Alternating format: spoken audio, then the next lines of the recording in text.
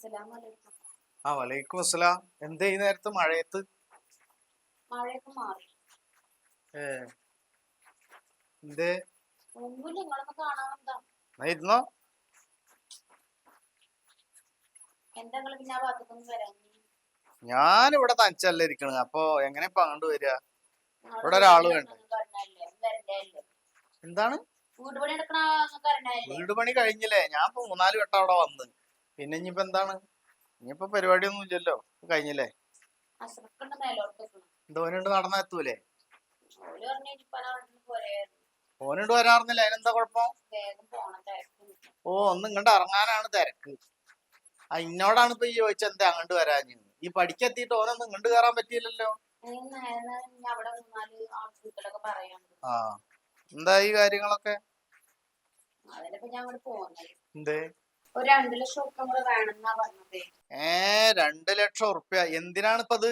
കൂടിയിരിക്കല് പിന്നെ എല്ലാരും വിളിച്ച് നടത്തണ്ടേ? കുടിയിരിക്കൽ എല്ലാരും വിളിച്ചൊന്നും നടത്തണ്ട. അതിനൊക്കെ ഒരു ചിട്ടവട്ടങ്ങളുണ്ട്. അവനാന്റെ വീടിന്റെ ചുറ്റോറത്തുള്ള ഒരു 10 പെരക്കാരെ വിളിക്കണം. വേണ്ടപ്പെട്ട കുടുംബക്കാരും സുഹൃത്തുക്കളെയും ഒന്ന് വിളിക്കുക. അല്ലാണ്ട് 4000-5000 ആൾക്കാർക്ക് ഇങ്ങനെ ഭക്ഷണം ഉണ്ടാക്കി വിളമ്പിയിട്ട് അതിങ്ങനെ കുറെ വേസ്റ്റും ആക്കും, കുറെ ആർഭാടം കാട്ടിയിട്ട് എന്തിനാണ് ഈ പൈസ വേസ്റ്റ് ആക്കണത്?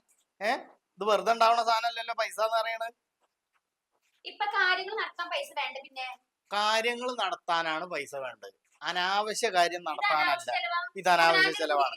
നിങ്ങക്ക് ആദ്യമായിട്ട് ഒരു പെരണ്ടാക്കിട്ട് കുടിയിരിക്കൽ നടത്തണമെന്ന് പറഞ്ഞാൽ പിന്നെ എങ്ങനെ? എല്ലാവരും ഇങ്ങനെ തന്നെ ആദ്യമായിട്ട് തന്നെ ഒരു പെര ഉണ്ടാക്കുക.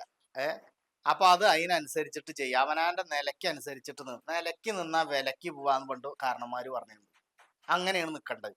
എന്റെ ആ ഇളയച്ചി റാബിയുടെ ആ വീട്ടിലൊക്കെ പെരയേറ്റും പോലെ പെരയിൽ എല്ലാ സാധനങ്ങളും കൊടുത്തേക്കുന്നത്. കട്ടല്, കിടക്ക, അലമാര, table, TV, washing machine, fridge, പോരാത്തിന് അടുക്കളയ്ക്ക് കുറെ സാധനങ്ങൾ. ഇതൊക്കെ എന്റെ ഇതൊക്കെ വീട്ടിൽ നിന്ന് പോയി ഭയങ്കര നാണക്കടല്ലേ? ഇതൊക്കെ തന്നെയാണ് ഞാൻ പറയണത്. അവനാന്റെ കാര്യങ്ങൾ മറ്റുള്ളവരുടെ മുമ്പിൽ കാണിച്ച് ഈ പൊങ്ങച്ചം കാണിക്കണ പരിപാടി ഉണ്ടല്ലോ, അത് നിർത്തുക.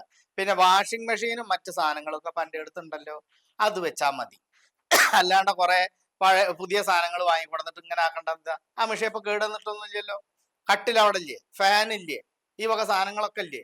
അതൊക്കെ അവനാന്റെ ഒരു എന്തെന്നാ പറയാ, നമുക്ക് എന്താണ് ഒരു വരുമാന മാർഗം ഉള്ളത്? നമ്മളെ വരുമാനത്തിനും ചെലവിനും അതിനനുസരിച്ച് ചെലവ് ചെയ്യാൻ പാടുള്ളൂ. എന്ത് വർത്താനൊക്കെ നിങ്ങൾ ഇപ്പൊ ഈ എന്ത് പറയണത്? വർത്താനം? ഇതിലും ഇത് എന്ത് വർത്താനാ ഞാൻ ഇത് പറയാം? നാണക്കടാണ് എല്ലാവരുടെ മുമ്പിൽ. എന്ത് എന്താണ് നാണക്കേട്? നാണക്കട തന്നെയാണ്. ഓലെ പേരിൽ നിന്ന് കൊണ്ടിരുമ്പോ ഞാനൊന്നും ചെയ്യാണ്ടിരിക്കുക. എന്റെ പേരിൽ നിന്ന് ആരും കൊണ്ടിരുന്നില്ല. പെരപ്പണിക്ക് ഞാൻ കുറച്ച് പൈസ തന്നിട്ടുണ്ടല്ലോ. അത് നിങ്ങൾ തന്നീന്റെ അപ്പുറം എന്റെ വീട്ടുകാർ മറ്റൊരു കൊടുത്തിക്കണു ഓലെ പേരക്കാർക്കൊക്കെ. അവര് കൊടുക്കണല്ലോ. അവരുടെ മകന്റെ പേരയല്ലേ, അപ്പൊ അവര് കൊടുക്കണല്ലോ. ഇത് തന്നെ ഞാൻ അങ്ങോട്ട് കല്യാണം കഴിച്ചു വിട്ടതാണ്. കൂടുതലൊന്നും പറയാം. എനിക്ക് 2 ലക്ഷം ഇല്ല, എനിക്ക് വയസ്സാം കാലത്തെ എന്നെ ആരും നോക്കാനില്ല. നിങ്ങളൊക്കെ ഈ ഇടയ്ക്കിടയ്ക്ക് വന്നിട്ട് വാങ്ങി അങ്ങോട്ട് പോകും. ആരാള് ഇന്ന് ഇവിടേക്ക് ഒരു തുണണ്ടാ? ഇപ്പൊ നേരത്തെ ചോദിച്ചില്ല എന്താ അങ്ങോട്ട് വരാഞ്ഞെന്ന്. എനിക്ക് എന്റെ കാലിന്റെ മുട്ടോണ്ട് വയ്യ നടക്കാൻ. ഒരു അടിയണ്ട് വെക്കാൻ പറ്റില്ല ചില നേരത്തെ. ഈ തണുപ്പ്, മഴ പെയ്തിട്ട് തണുപ്പായിട്ട് പ്രത്യേകിച്ച്. ഒരു മരുന്ന് വാങ്ങാനാ, ഒരു വസ്ത്രം വാങ്ങാനാ, എന്തേലും ഒരു പൈസ ഉണ്ടാവും എന്റെ അടുത്ത്. അപ്പൊ ഞാൻ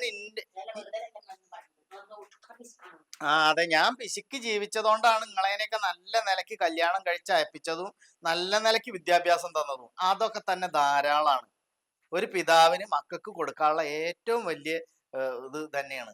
കാര്യം നന്നായി. എനിക്കിപ്പോ പൈസ തരല് തന്നെയാ പണി. ഇന്റെ അടുത്ത് ഇല്ല കുട്ടിയേച്ചി, വെറുതെ നിന്നിട്ട് ഇതാവണ്ട. ഇന്റെ അടുത്ത് ഉണ്ടെങ്കിൽ ഞാൻ ഉള്ളതൊക്കെ നിങ്ങൾക്ക് തന്നെ തന്നിട്ടുള്ളത്. ഇന്റെ ഒരു പുരുഷായുസ് മൊത്തം ഞാൻ മണലാരണ്യത്തിൽ പോയിട്ട് അറേബ്യൻ നാട്ടിൽ പോയിട്ട് കിടന്ന് എനിക്ക് ഈ സൂക്കടും പിടിച്ച് ഷുഗറും പ്രഷറും അതും ഇതും ഒക്കെ വന്നപ്പോ അതിന്റെ ശേഷമല്ലേ ഞാൻ ഇവിടെ വന്ന് സെറ്റിലായത് അല്ലേ? പിന്നെ ആരെങ്കിലും നോക്കണ്ട. അപ്പോഴത്തേനും നിങ്ങളതിനൊക്കെ ഓരോരുത്തരുടെ കയ്യിൽ പിടിച്ചു കൊടുത്തില്ലേ ഞാൻ? ഞാൻ കുറച്ച് കണക്ക് പറയുന്ന ആളാ. എനിക്ക് അവിടുന്ന് ഈന്തപ്പനയുടെ മുകളിൽ നിന്ന് ഇത് പൊട്ടിക്കലല്ല, പൈസ പൊട്ടിക്കലല്ലായിരുന്നു പണി. അപ്പൊ എനിക്കൊരു വരുമാനം ഉണ്ടായിരുന്നു. അതിനനുസരിച്ചേ ഞാൻ ചെലവ് ചെയ്തിട്ടുള്ളൂ. അതിനനുസരിച്ച് ഒരു വീട് ഞാൻ കയറ്റി, അതിനനുസരിച്ച് മക്കളെ പഠിപ്പിച്ച്, നിങ്ങളെല്ലാ ആവശ്യത്തിനും ഒരു ഉടുക്കാൻ ഒരു തുണിക്കോ ഭക്ഷണത്തിനോ ഒന്നും ഞാൻ മുട്ടുവരുത്തിയിട്ടില്ല. ഉണ്ടായിണ്ടാ? നിങ്ങൾക്കൊക്കെ ഇഷ്ടപ്പെട്ട ചെക്കന്മാരുടെ കയ്യിൽ ഏൽപ്പിച്ചില്ലേ അല്ലേ? ഞാനായിട്ട് ആരും നാണം കെടുത്താനും വരുന്നില്ല, നാണം ഇതാക്കാനും വരുന്നില്ല. നിങ്ങൾക്കൊക്കെയാണ് ഈ അവനാന്റെ വരവനുസരിച്ച് ചെലവ് ചെയ്യാൻ അറിയാത്തത്. എന്ത് ചെയ്യണ്? ഇത് പറയാനാ പറ്റിട്ട് പോന്നത്? എന്താണ്? മക്കളെന്നെ സ്നേഹിക്കണം. മക്കള് വയസ്സായ തന്തേനും തള്ളേനും സ്നേഹിക്കണം. എനിക്കിവിടെ വയ്യാണ്ടിരിക്കാണ്. ആ അതൊക്കെ തന്നെ പറഞ്ഞ അനക്ക് കുരുത്തം കുരുത്തം എന്ന് പറയണതേ പൈസ കൊടുത്ത് വാങ്ങിയാ കിട്ടില്ല നമുക്ക്. എല്ലാം ഞാൻ ആലോചിച്ച് നോക്കുകയാണ്. ഏറെക്കുറെ മോഹിച്ചിട്ട് ഓരോന്നിനെ വളർത്തി ഉണ്ടാക്കിയിട്ട് ഓരോരുത്തരുടെ കയ്യിലണ്ട് ഏൽപ്പിച്ച് അവരാന്റെ കുടുംബം ഉണ്ടായി നോക്കുമ്പോ പിന്നെ തന്തേനും തള്ളേനും വേണ്ട, തന്തേനെ തീരെ വേണ്ട. എന്തിനാ ഇതിനൊക്കെ ഞാൻ പറയുന്നില്ല, ഞാൻ വെറുതെ തന്താരുടെ ശാപം മക്കൾക്ക് കിട്ടണ്ട.